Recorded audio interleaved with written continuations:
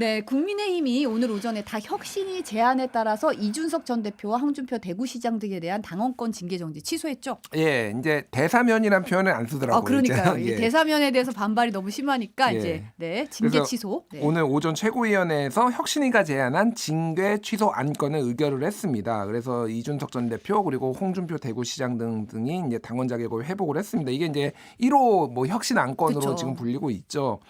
그래서 뭐 당사자들은 어쨌든 지금도 좀 강하게 반발을 하고 있는 상황인데 어쨌든 혁신위가 1호 안건으로 내놓은 만큼 좀 존중하는 의미에서 어쨌든 받아들였다 이렇게 봐야 될 것 같아요. 그래서 이준석 대표 같은 경우에는 성상납 증거인멸 교사 의혹과 관련해서 품위유지 위반 의혹 뭐 논란으로 6개월을 받았고 그 다음에 소위 말해서 양도구역 네. 그래서 당원과 대통령을 비판한 걸로 이제 1년을 받아서 내년 1월 7일까지 1월 7일까지. 1월 7일까지가 당원권 정지였어요. 그리고 홍준표 시장 같은 경우에는 수해 골프 논란으로 당원권 정지 10개월을 받아서 정지 기간이 내년 5월까지였고요. 여기에서 아마 최고 수혜자는 김재원 최고위원일 것 같은데 사실 김재원 최고위원은 전자를 붙이면 안 돼요. 현재도 당원권 정지는 됐지만은 최고위원입니다. 이게 약간 모순적인 건데 당원에서 카운팅을 할 때 세요. 최고위원회 근데 그걸로. 본인이 이제 내려놓겠다고 하지 않았나요? 저 그랬나요?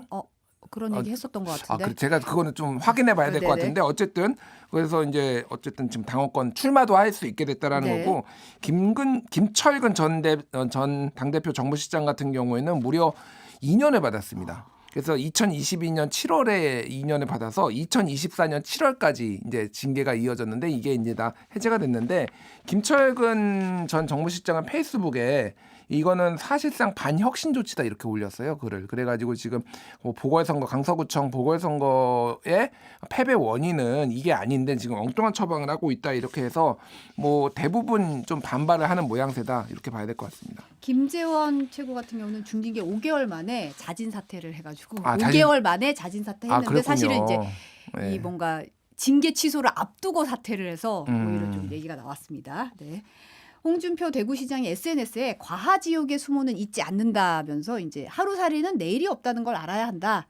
그러니까 지도부는 나름 이제 화해 손을 좀 내미는 형세는 나는 잊지 않겠다라고 답변을 예. 했어요. 과하지옥은 이제 한신이 예전에 유방과 이제 손을 잡아서 천하를 이제 통일한 한신이 그 바짓가랑이 건달들 바짓가랑이 사이로 네. 이제 지나간 거를 이제 그 고사에서 나온 거거든요. 그래서 이미 지난 7월달에 당 윤리위원이 징계 개시 그때 조치가 있었을 때 본인의 처지를 한자로 딱 내자로 과하지옥 이렇게 써온 바가 있어요. 그래서 당내 주류 세력을 겨냥해서 오늘이 영원할 줄 알지만 메뚜기 툭툭 튀어야 한철인 줄 모르고 하루살이는 내일이 없다는 것을 알아야 된다라고 해서 여전히 이제 강하게 반발하고 있습니다. 이게 홍준표지? 뭐 저는 이런 생각이 들더라고요. 네. 네. 중꺾마. 중요한 중꺾마. 것은 꺾이지 않는 마음. 홍준표 이런 생각이 들고요. 뭐 박정환 국민의힘 수석 대변인은 당시 윤리 징계 결정에 다시 돌아오라 이런 얘기도 하고 쉰카콜라다, 홍카콜라인 줄 알았더니 쉰카콜라다 이렇게 좀 설전도 오갔거든요. 뭐 이런 것에 대해서 좀 앙금이 전혀 가시지 않은 모양새인 것 같습니다. 이제 본인은 이게 이제 수모고 억울하게 여길 수 있지만 사실 국민들 입장에서는 수해가 한창 났는데 골프를 친 거는 사실 부적절한 건 사실이거든요. 네, 뭐 이제 그게 어찌됐든 이제 국민 정서법이라는 게 있고 대구 지역에서 나지는 않았지만 바로 인근 지역에서 났고 그럼요. 대구 시민도 한 명이 사망을 했거든요. 그러니까 뭐 이게 결과에 대해서 책임을 좀 져야 되는 건데 10개월이 과하다고 뭐 좀 느낄 수도 있을 것 같은데 이미 이준석이 양도구역으로 1년을 받았기 때문에 이게 이제 모든 게 다 인플레이션이 된 뭐 그런 상황도 있는 것 같습니다. 예. 그리고 이제 내년 총선에 대비해서 인재 영입 작업 주도할 인재 영입 위원장을 임명을 했는데 예. 이 인선이 친윤 핵심이죠. 이철규 전 사무총장이네요. 예, 이철규 사무총장이 다시 돌아왔습니다. 오늘 최고위원 회의에서 인재영입위원장으로 이철규 전 사무총장은 이제 의결을 했는데요.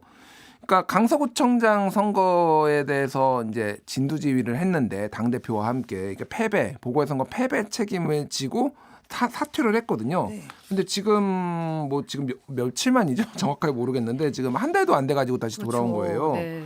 그러니까 지금 굉장히 요거에 대해서는 박정환 수석 대변인은 전직 사무총장으로서 인재 영입 활동을 오래 해왔기 때문에 업무 연속성 등을 감안했다 이렇게 일단 얘기를 한 상황입니다. 그러니까 감안을 했더라도 이 정도면 돌려받기 수준 아니냐. 뭐 이거 회전문 인사냐. 이거 컴백이 너무 빠른 거 아니냐는 얘기가 나오고 있어요. 진짜 그래서. 당내에서 지금 반발이 굉장히 심해요. 그래서 김웅 의원은 이제 페이스북에 이제 글을 썼는데 이렇게 예전에 이철규 사무총장이 이렇게 얘기를 했어요. 함께 항해하는 멀쩡한 배에서 노를 거꾸로 젓고 구멍이나 내는 승객은 승선할 수 없다. 그래가지고 소위 말해서 비윤계들을 다 당에서 쫓아내거나 공천 안 주겠다는 거 아니냐, 이게 논란이 굉장히 됐었잖아요. 그래서 내가 승객이냐 뭐 이런 뭐 배 가지고 한참 비유가 한참 있었죠. 예, 그런 거 있는 건데, 그래서 김웅 의원이 이 의원은 당의 개혁을 바라는 인물은 승선시키지 않겠다는 것이다라고 이제 비판을 한 바 있고요. 지금 이 인재 영입을 친윤 간별사한테 맡긴다면은 이제 혁신이나 통합을 외치는 건데 이게 둘 중 하나는 거짓이다, 이런 얘기도 했습니다. 불과 2주 전에 지금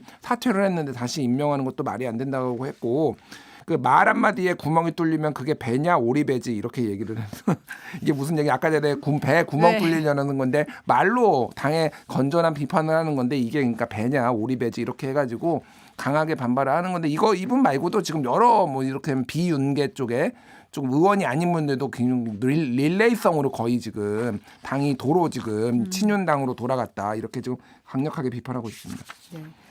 또 네, 죄송합니다. 윤석열 대통령이 이제 어제 마포구에 있는 한 카페에서 비상경제 민생회의를 열었어요. 국민과 직접 만나서 소평하면서 이제 민생 행보를 이어가겠다, 뭐 이런 취지로 읽히는데 잠시 영상을 보고 오겠습니다. 그러면 이제 다른 데 쓰던 거를 좀 불효불급한 거를 좀 줄이고, 이거를 이제 정말 어려운 그 서민들의 절규하는 분야에다 이거를 이제 재배치를 시켜야 되는데, 받아오던 사람들은 죽기 살기로 저항합니다. 새로이 받는 사람은 정부가 좀 고맙긴 하지만 뭐 이 사람들하고 싸울 정도는 안 되는데, 여기서 빼다 여기다 주려고 그러면 이 받아오다가 못 받는 쪽은요, 그야말로 정말 뭐 대통령 퇴진 운동합니다. 그러니까 그런 정치적 부담, 더구나 요새 같은 이런 정치 과잉 시대에 이런 걸 하기가 정말 어렵다는 점을 먼저 제가 말씀을 드리는 겁니다. 그러나 저는 지금 같은 이런 정치 과잉 시대에 유불리를 안 따지겠다 그랬습니다. 선거를 위한 정치가 아니라 정말 국민을 위한 정치, 그리고 어려운 분들을 위한 정치를 하겠다고 했고, 제가 어제 국회에서의 예산안 관련한 시정연설에서도 그 점을 분명하게 했습니다. 이거를 어려운 서민들을 두툼하게 지원해 주는 쪽으로 예산을 좀 재배치를 시키면 아우성입니다. 아우성이에요. 내년 선거 때 보자. 아주 탄핵시킨다. 뭐 이런 얘기까지 막 나옵니다. 그래서 제가 하라면 하십시오. 대통령이 직접 탄핵시킨다. 뭐 이런 얘기까지 언급을 했어요. 예. 어떻게 보셨어요? 그러니까 일단 탄핵 참 쉬워졌구나. 여기저기서 사실은 예전에는 탄핵의 티읕자만 나와도 정치권에서는 막 대서특필 내고 그렇죠. 막 비판, 상대방에선 비판하고 그게 어느 당에서 얘기가 나오든 막 이런 건데, 이제 뭐 민주당이 좀 인플레이션을 시킨 측면도 있어요. 이를테면 장관 탄핵도 해보고 뭐 이것도 해보고 뭐 한다고 하니까 그런 부분도 있는데, 대통령이 본인 입에서 탄핵을 얘기한다? 이게 일종의 보수 진영에서는 트라우마도 좀 있는 거고, 저는 좀 너무 가볍다. 뭐 이제 본인이 정말로 굳건한 심지를 가진 대통령 뭐 이런 거를 강조하려는 거는 알겠는데 정말 너무 가볍다. 그래서 예전에 노무현 대통령이 이를테면은 대통령 못 해먹겠다 이런 얘기했다가 엄청 비판받아봤자, 대통령직을 어떻게 생각하는 거냐, 국민이 뽑아준 대통령이냐.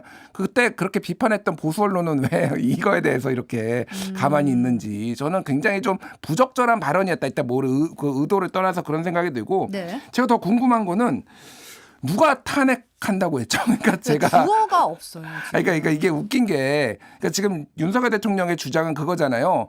내가 서민 예산을 더 챙기겠다고 하니까 뭐 다른 사람들이 막 탄핵하겠다고 난리다, 아우성이다, 이를테면 뭐 그런 얘기를 하잖아요. 그러니까 이를테면은 뭐 이게 이태원 참사가 일어나고 아무도 책임지지 않고 그러니까 이게 나라냐 하면서 뭐 탄핵하겠다라는 정치인이 아니라 뭐 이런 뭐 일반 국민들이나 이런 분들은 제가 본 적이 있는데, 서민 예산 더 주겠다고 하는데 탄핵하겠다고 한 사람은 제가 본 적이 없습니다. 이게 그래서 사실관계가 맞나? 뭐 본인이 들었다고 하면은 모르겠는데, 누칼렵이 제가 다른 방송에서 그런 얘기인데 누칼렵 누가 칼 들고 위협했냐 이거에 빗대서 누탄협 누가 탄핵하겠다고 위협했냐 도대체 좀 엉뚱한 얘기다. 좀 발언을 좀 점잖게 하셨으면 좋겠다 이런 생각이 듭니다. 예.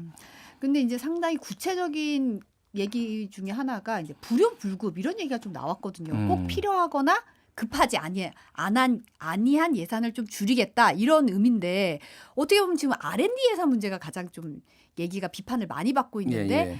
이제 뭐 서민 예산을 늘리겠다는 걸 가지고 우리가 뭐 얘기한다기보다는 어느 쪽을 줄이냐에 대한 문제에 대해서 이제 갑론을박이 있는 거잖아요. 그렇죠. 그런데 예. 이제 좀 쭉 밀고 가겠다 이런 게 좀 보여요. 그래서 보면. R&D 예산 삭감 안 하겠다 또 정부 쪽에서는 그런 얘기 나왔어요. 최대한 챙기겠다라는 건 또 나왔는데 대통령은 R&D 예산을 직접 언급은 안 했지만은 내가 뭐 무슨 저항이 있더라도 또 뚫고 나가겠다 이거니까 이게 뭐 어떻게 하려는 건지 정부가 좀 오락가락한다 이런 얘기도 좀 나오고 있습니다. 오늘 사실은 윤 대통령이 재임 기간에 R&D 예산 크게 늘릴 거라는 얘기를 또 했어요. 그래서 이게 어떤 쪽에서 좀 얘기가 나오는 건지 좀 정리가 좀 됐으면 좋겠다는 생각이 들고 윤 대통령이 또 굉장히 구체적으로 좀 발언을 했더라고요. 보니까 카카오 택시 관련해서는 매우 부도덕하다. 이거는 이제 조치 방안 마련해 달라라고 했는데 또 카카오 택시 바로 수수료 전면 개편 착수하겠다라고 바로 발맞춰서 발표를 했더라고요. 아마 죽을 것 같은 위협감을 느꼈나 봅니다. 카카오 쪽에서. 그래서 바로 이제 개편하겠다라고 하는 건데 이 이제 수수료와 관련해서 이제 한 불만이 굉장히 많았어요. 아마 4.7%인가 뭐 이렇게 떼는 걸로 알고 있는데 그 수수료율이 그게 높다 뭐 이런 얘기도 있었고 여러 가지 콜이 제대로 취소가 됐는데도 이게 부과가 된 적이 있다 뭐 이런 얘기도 있어가지고 문제가 많이 있죠. 이 부분에 있어서는 얘기를 해야 되고 또 이제 은행의 독과점 문제도 얘기를 했습니다. 네. 그래서 저는 뭐 이 부분을 뭐 대통령이 언급을 할 수는 있는데 사실은 은행의 어떤 독과점이고 이렇게 이자 담합, 뭐 이제 이자 장사 같은 경우에는 올 초에도 대통령하고 정부에서 얘기를 했거든요. 그래서 개혁하겠다라고 했어요. 네.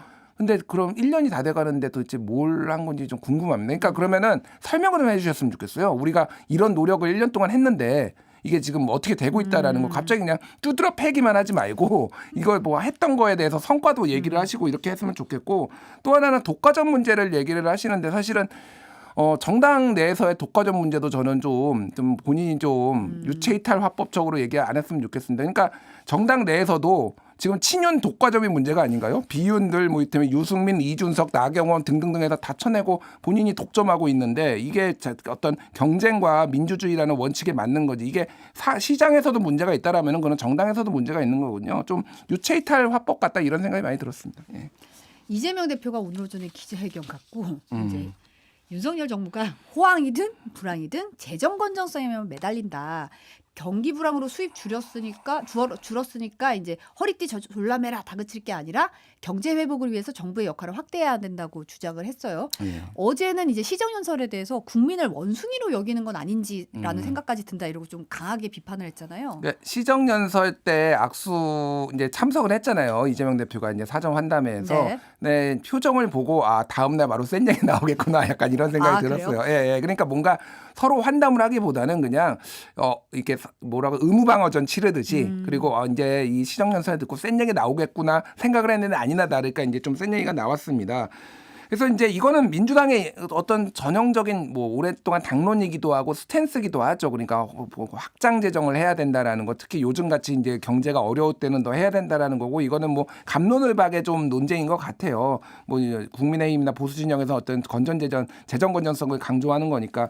다만 지금 이제 이 방법론에 있어서는 구체적으로 이제 이재명 대표가 하나씩 이제 비판을 했는데.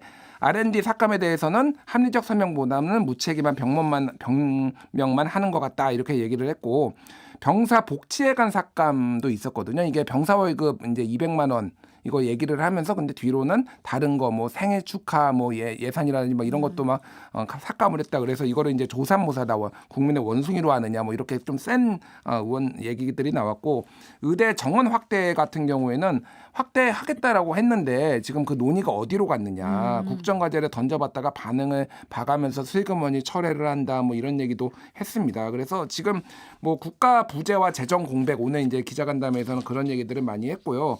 그래서 지금 성장률 3%를 달성하기 위해서 민주당이 준비를 하겠다라는 거예요. 지금 올해 성장률은 IMF가 예측한 거나 한국은행이 예측한 거나 다 1.8, 1.6 이렇거든요. 네. 근데 내년도 지금 한국은행에서는 1점대를 지금 예측을 하고 있어요. 그러니까 전형적인 저성장 국가로 가고 있는데 대한민국 역사상 1%대 성장률이 두 해 연속 기록한 적이 한 번도 없습니다. 네. 그래서 지금 이제 윤석열 정부에서 그거를 모든 게 윤석열 정부 탓이라고 할 수는 없지만 대외 환경 변화나 중국의 경기 침체 이런 게 영향이 있을지언정 이제 그 답이 뭐냐 그러니까 그럼 이거를 타개할 위기가 뭐냐를 가지고 민주당하고는 확실히 이제 방안이 다르다라는 거고 뭐 수출 같은 경우는 지금 북한에 뒤지고 있잖아요. 지금 무역 수지 지금 전 세계 208개국 중에 200등 올해 상반기에 기록했거든요. 그래서 네. 어쨌든 이런 부분에 있어서 좀 민주당이 강력하게 좀 지적을 하는 것 같습니다. 네. 요거 잠깐만 얘기해 보면 이제 김포시의 서울 편입 문제 이제 국민의힘이 속도를 엄청 내고 있어요. 예. 지금 특별위원회 발족하고 이제 논의에 본격적으로 착수하고 있는 분위기네요. 예, 그래서 가칭 수도권 주민 편입 개선 특별위원회 위원장을 5선의 이제 조경태 의원이 맡았습니다. 근데 이분 부산 아니에요? 예, 부산 출신이에요.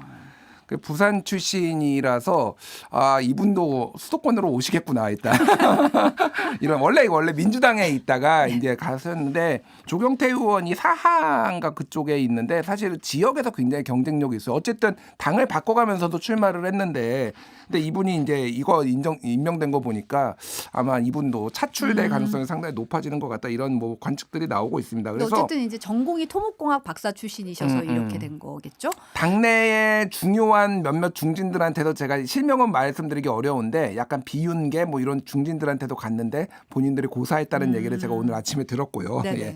그래서 앞으로 특위는 김포시의 서울 편입을 위한 특별법 발의를 비롯한 입법 절차를 논의하게 되고요. 특히 김포 외에 서울 편입을 원하는 다른 수도권 지역의 여론도 청취할 계획이라고 합니다. 그래서 요거에 대해서는 여론조사를 하나 좀 소개를 시켜드려야 될 것 같아요. 네. 예, 지금 따끈따끈하게 지금 리얼미터 여론조사가 나왔거든요. 네. 여론조사 전문기관 리얼미터가 에너지경제신문 의뢰로 오늘 이제 발표를 했는데요. 김포 서울 편입론 관련 여론조사가 들어갔습니다. 근데 여기에서 58.6%가 서울시 편입에 반대한다. 정확하게는 서울 근접 중소도시를 서울시 편입에 반대한다. 이게 58.6이었고요. 찬성은 31.5. 그래서 대통령 지지율하고 좀 비슷하게 이제 뭐 비슷하거나 네. 오히려 더 찬성이 낮은 편이고 수도권에서 반대 여론이 높았어요. 자, 수도권에서. 이게 더 재밌는 게 뭐냐면은 서울에서는 60점 그러니까 죄송합니다. 서울에서는 반대가 60.6이었거든요. 근데 인천 경기에서는 65.8이었어요. 65.8. 예.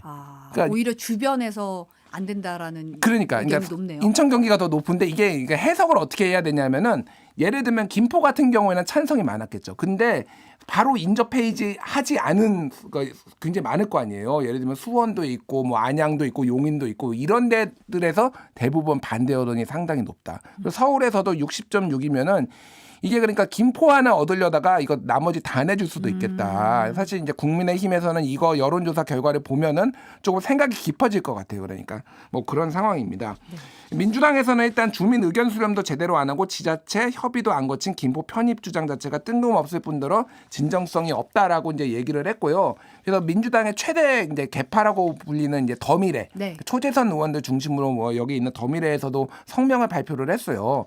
그래서 이거 접근 자체가 굉장히 좀 정략적이다라고 해서 이거를 차근차근히 길게 좀 논의를 해야 된다 이런 얘기를 했고 그거는 이제 홍익표 원내대표가 어제 언론에 나와가지고 행정 대개혁을 해야 된다 이런 얘기를 한 거하고 좀 맥이 닿아 있는 것 같습니다. 네, 방금 전에 여론조사 이제 중앙 여론조사 심의위원회 게시판 보시면 더 자세한 내용 보실 수 있고요. 근데 이제 어제 대통령 직속으로 지방시대위원회가 지방시대 5개년 계획을 발표를 했어요. 예. 지방 분권이다, 국토 균형 발전이다 이런 청사진을 제시한 건데 여당은 메가 서울을 얘기하고 여기는 지방 시대를 얘기하고 이제 엇박자 나는 거 아니냐 이런 비판이 좀 나오고 있거든요. 여당 분들의 얘기를 제가 들어보니 이건 전혀 엇박자가 아니라는 거예요. 엇박자가 아니다. 아니다. 예. 왜 엇박자가 아니냐면은 지역은 지역대로 메가시티를 만들고 수도권도 수도권대로 메가시티를 만드는 거다. 그러면은 메가시티가 크게 덩어리가 되고 거기가 다 거점 도시가 되는 거다. 일단 이렇게 얘기를 하더라고요. 일단 그렇게 네. 얘기를 하는데 네. 이제 뭐 얘기를 좀 말씀드리자면은 7개 광역권으로 묶여가지고 지방을 이제 인구 소멸에 대응하겠다라는 게 이제 지방시대위원회의 골자였어요. 그래서 윤석열 대통령은 지속적으로 사실은 지방 균형 발전을 강조를 했고요. 그렇죠. 지난 네. 9월에도 부산을 찾아 지방시대를 선포를 했습니다. 균형 발전 강구한 건데 이거는 이제 엑스포 유치와 관련해서도 여러 가지 이제 얘기가 나왔을 때 얘기고 당시에 국민 여러분 이제는 지방시대입니다. 지방시대가 곧 기회입니다. 지방시대를 통하여 대한민국이 더욱 도약해야 됩니다라고 이제 윤석열 대통령이 얘기를 한 거죠. 그래서 이거가 조금 들으셔도 약간 납득이 안 되잖아요. 저도 잘 납득이 안 되니까 네. 이게 정교하게 사실은 설득이 돼야 되는 거예요. 그러니까 그런 부분에 있어서는 굉장히 너무 속도전에 지금 여당이 치중하고 있는 거 아니냐 뭐 이런 비판이 나오고 있고 김용태 전 국민의힘 최고위원 같은 경우에도 방금 페이스북에다 글을 올렸어요. 그래서 이게 다른 게 아니라 이게 지금 어제도 제가 설명드렸나요? 이게 김포가 이게 편입이 되면은 임진강하고 그렇죠. 붙어 있어가지고 1.4km거든요. 그냥 눈으로도 보여요, 북한이. 그럼 이거 어떻게 할 거냐? 이게 보통 일이 아니라 왜냐하면은 이게 예전에 북한에서 김포 타격하겠다 이런 얘기도 했었어요. 그러니까 그런 협박까지 있었거든요. 근데 그게 김포 일대하고 서울 일대하고는 이제 완전히 다른 거죠. 그러니까 경기도 이게 김포시 일대랑 서울시 김포구 일대랑은 입장이 다를 수 있다. 완전히 다를 수가 있기 때문에 그런 내용을 이제 골자로 해가지고 올려서 안보를 강조하는 보수가 이렇게 하는 게 맞냐 이런 비판도 지금 당내에서 나오고 있습니다. 네, 오늘 여기까지 듣겠습니다. 온유한 뉴스톱의 김준일 수석 에디터였습니다. 감사합니다. 감사합니다.